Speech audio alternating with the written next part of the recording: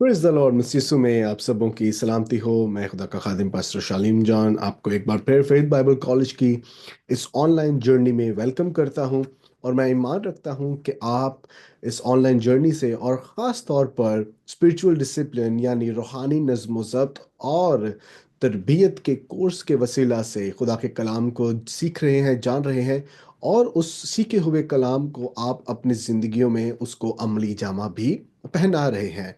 तो dear students, हम चलेंगे चौथे डिसिप्लिन की तरफ, जिसे हमने इंटाइटल किया है साइलेंस एंड सॉलिट्यूड। उर्दू में हम इसको इस तरह से इसको टाइटल करेंगे, खामोशी और तन्हाई। याद रखें कि खामोशी और तन्हाई हर एक मसीही की लाइफ में होनी चाहिए।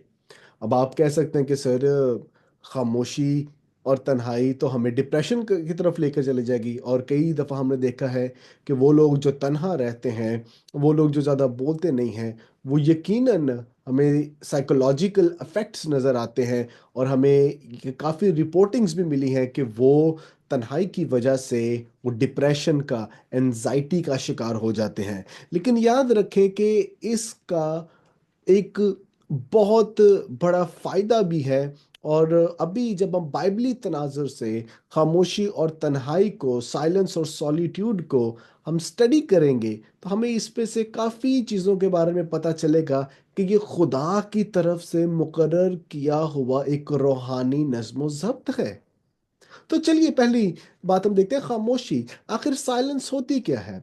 डॉन विटनी अपनी किताब में इसको इस तरह से लिखते हैं: It is the voluntary and temporary abstination from speaking so that certain spiritual goals might be sought।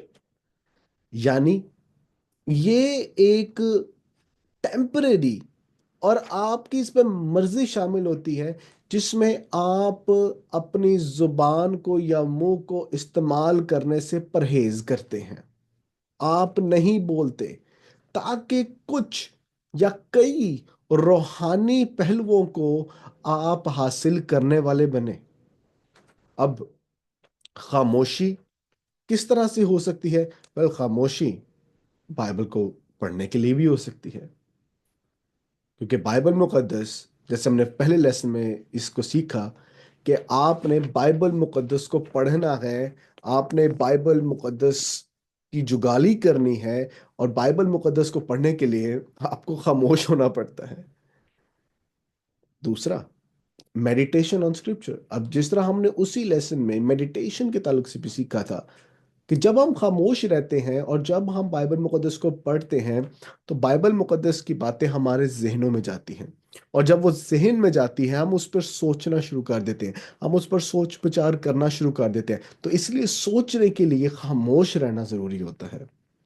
फिर दुआ करने के लिए, हम एक ऐसे दौर में रह रहे हैं जिसमें बहुत ही ज़्यादा केओस है। हम एक ऐसे दौर में रहते हैं जिसमें हर तरफ अफरा तफरी ही है, अफरा तफरी ही है। लोग बोल ही जाते हैं, बक बक बक बक बक करते रहते हैं। कई दफा हमने देखा है कि लोग, कुछ लोग तो बोलना बहुत पसंद करते हैं। मेरे यहाँ पे एक कोलीग हैं, तो मैं मैं पसंद करता हूँ कि जब मैं काम कर रहा हूँ तो खामोशी से काम करूँ, लेकिन जब मैं सेंटर पर होता हूँ तो मेरे लिए बड़ा चैलेंज होता है जब वो भाई वहाँ पर मौजूद होते हैं, क्योंकि उनको बोलना बहुत पसंद है। तो कई ऐसी बातें हैं जिसमें आपको बोलना चाहिए, लेकिन कई ऐसी बातें हैं जिसमें आपको खामोश रहना चाहिए। अब अगर मैं कोशिश करूं कि मैं वहां पर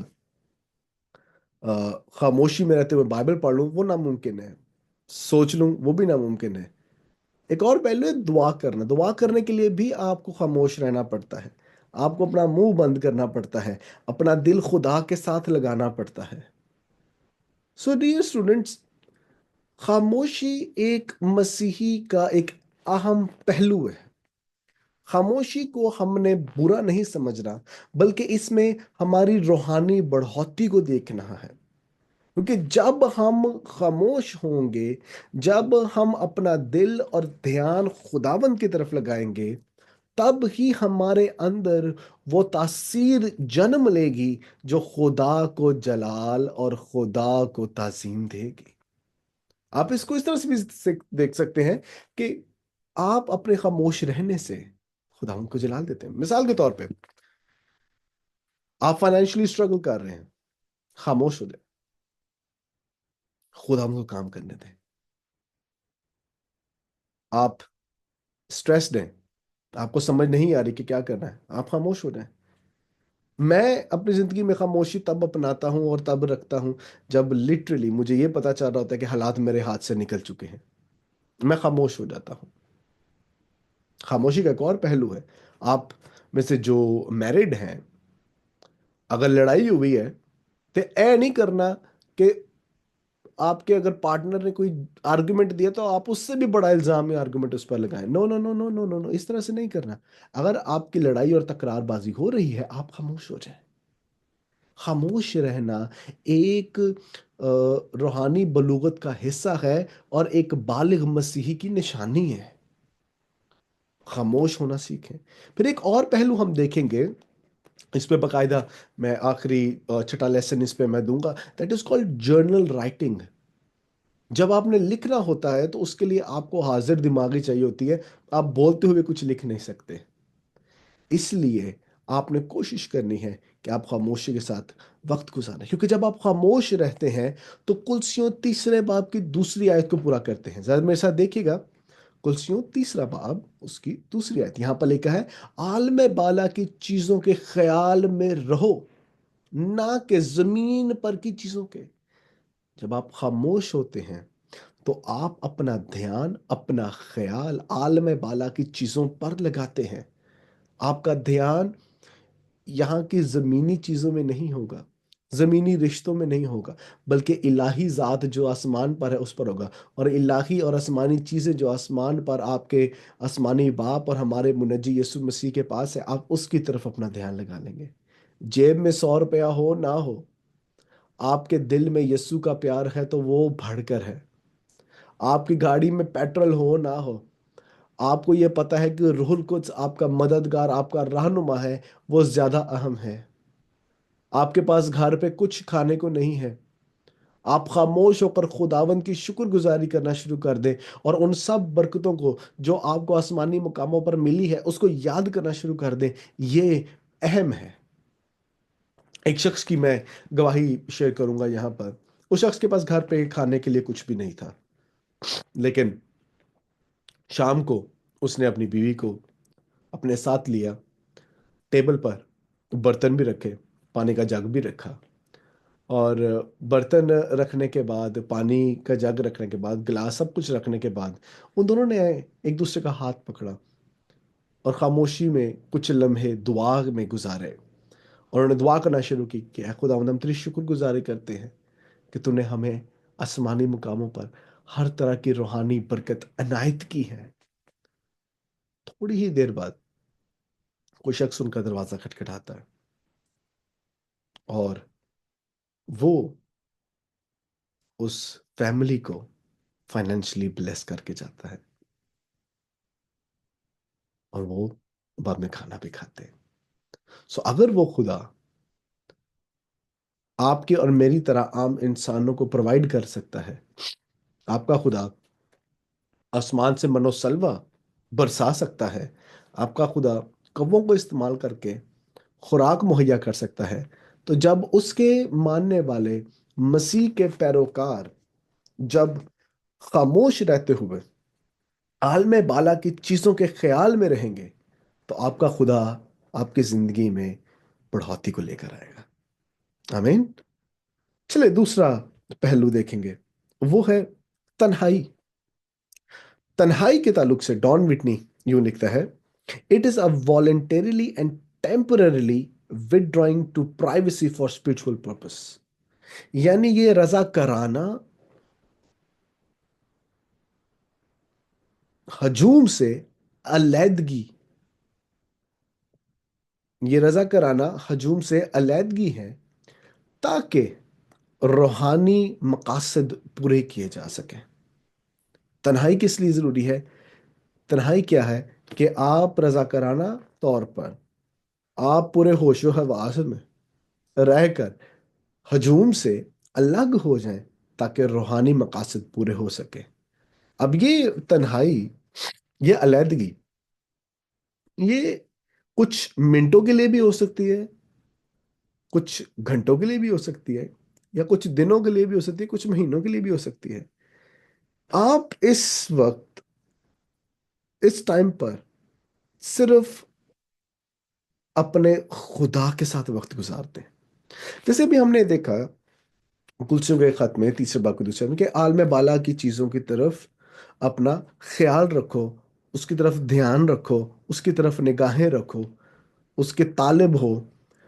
تو آپ علیحدگی میں، تنہائی میں، آپ اور آپ کا خدا آپ کے ساتھ موجود ہوتا ہے، اور تب آپ اس کے بارے میں سوچ کو جنم دیتے ہیں یا سوچوں کو لے کر آتے ہیں۔ تین اہم باتیں ان دونوں باتوں سے میں شیئر کرنا چاہتا ہوں۔ پہلی بات، جب آپ علیحدگی اور خاموشی کا سوچتے ہیں تو آپ خدا کے ساتھ رفاقت کو اپنے ذہنوں میں لے کر آئیں۔ یاد رکھیں کہ خداوند آپ کے ساتھ بات کرنا چاہتا ہے۔ یاد رکھیں کہ خداوند آپ کے ساتھ رفاقت رکھنا چاہتا ہے۔ یاد رکھیں کہ خدا چاہتا ہے کہ آپ اس سے بات کریں۔ یاد رکھیں کہ خدا یہ بھی چاہتا ہے کہ وہ اپنی مرضی کو آپ پر ظاہر کرے۔ خدا یہ چاہتا ہے کہ جو اس نے کلام آپ کو دیا ہے آپ اس کو پڑھیں، تاکہ آپ اس کے کردار کو جانیں، تاکہ آپ اس کی گہری باتوں کو، اس کے طور طریقوں کو سمجھیں، اور اس کی ایکسپیکٹیشنز کو بھی، جو اس کی ڈیزائرڈ ول ہے، آپ اس کو سمجھنے والے بنیں۔ علیحدگی اور خاموشی کا کوئی ڈاؤن سائڈ نہیں ہے، اس کا ڈرا بیک نہیں ہے۔ اس کا گین کیا ہے کہ آپ خدا کے ساتھ رفاقت کرتے ہیں۔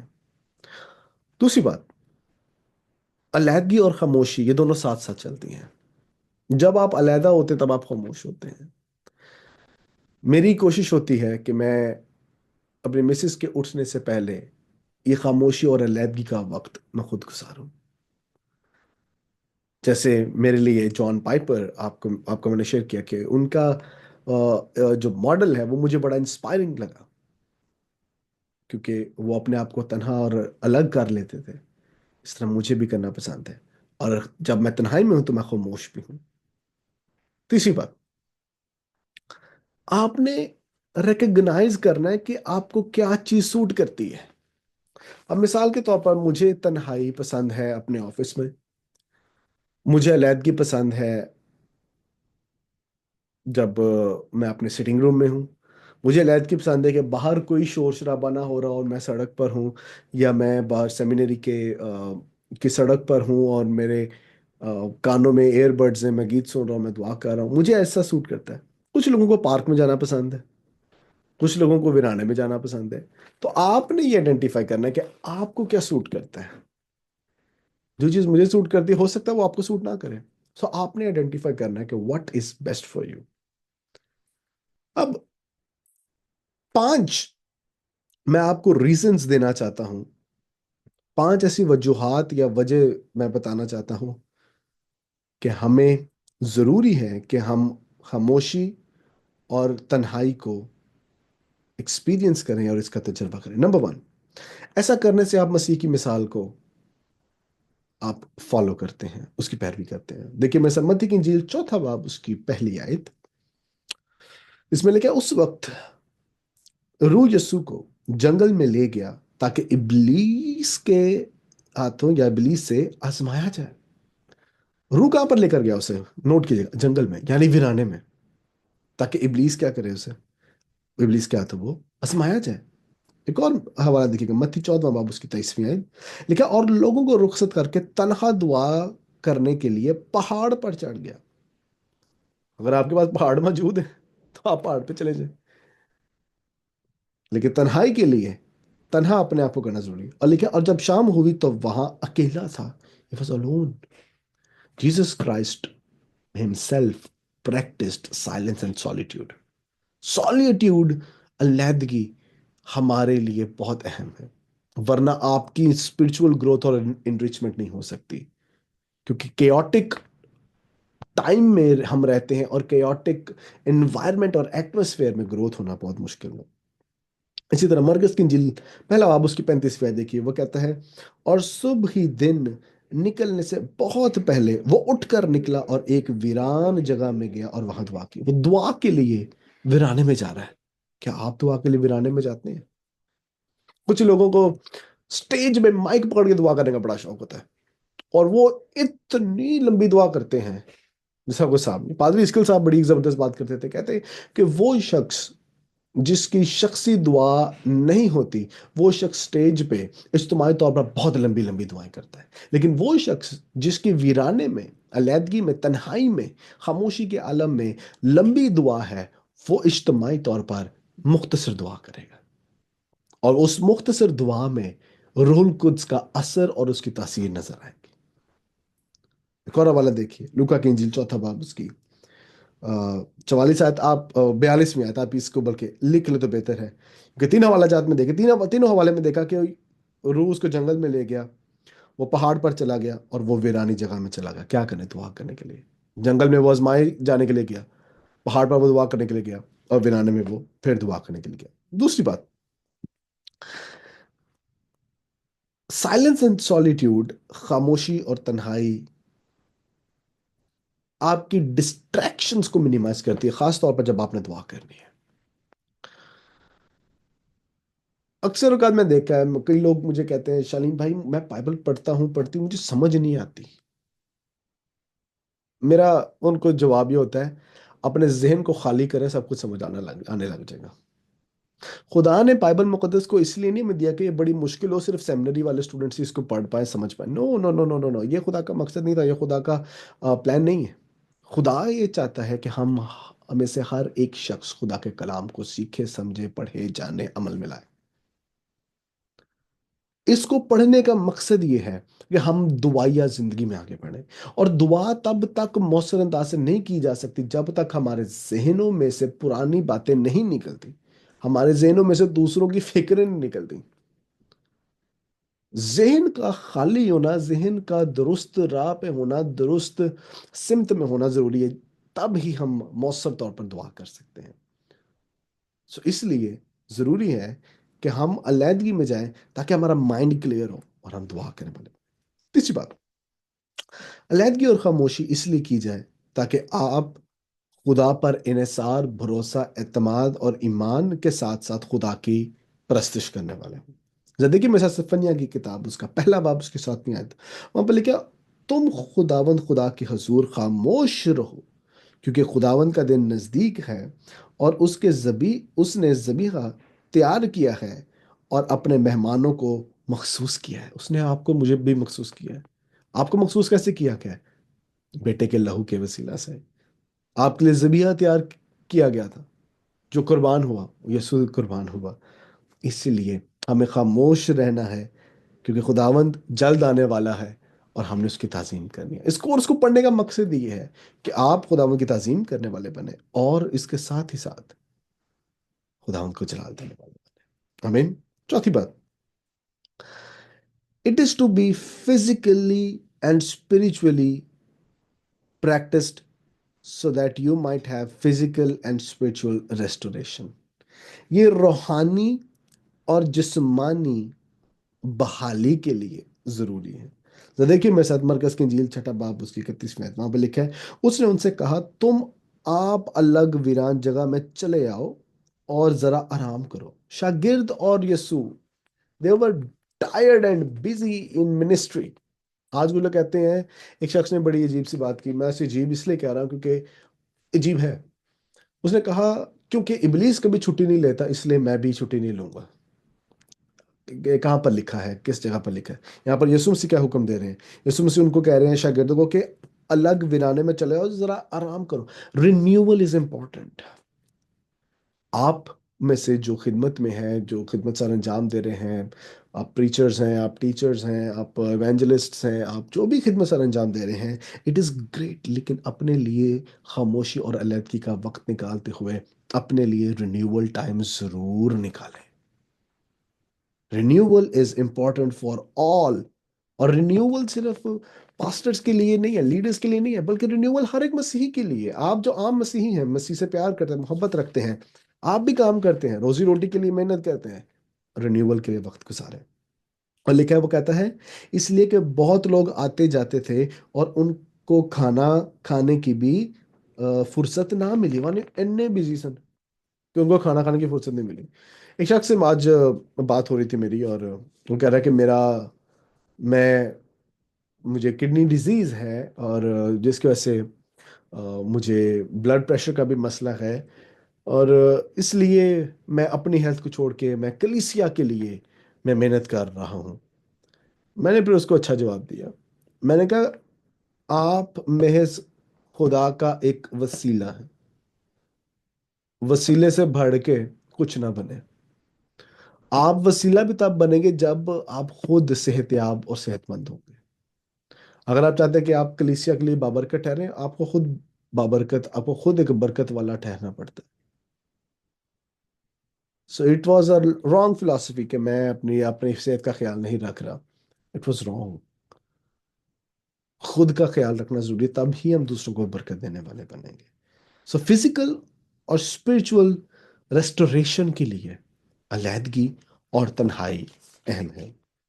اس کے بعد پانچویں اور آخری بات، تاکہ ہم خدا کی مرضی کے طالب ہوں۔